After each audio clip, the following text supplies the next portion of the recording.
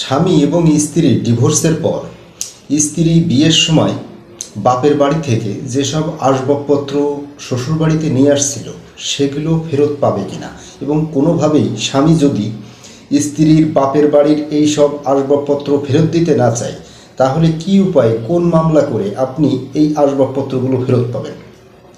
এক্ষেত্রে আপনি এডিএম কোর্টে সার্চ ওয়ারেন্টের মামলা দায়ের করতে পারেন।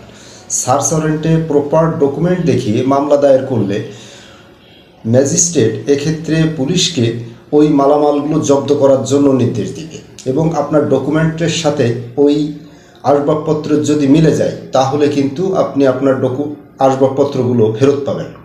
আর এখানে যদি আপনি আপনার বাপের বাড়ির আসবাবপত্র ফেরত না পান, সেক্ষেত্রে আপনি ডোমেস্টিক ভায়োলেশনের মামলা দায়ের করতে পারবেন। আর ডোমেস্টিক ভায়োলেশনের মামলা দায়ের করলে আপনি খুব ইজিলি আপনার বাপের বাড়ির সম্পত্তি বলতে আসবাবপত্র বা অন্যান্য যেসব জিনিসপত্র দিয়েছিল সেগুলো কিন্তু খুব সহজেই ফেরত পাবেন। ধন্যবাদ। আসসালামু আলাইকুম।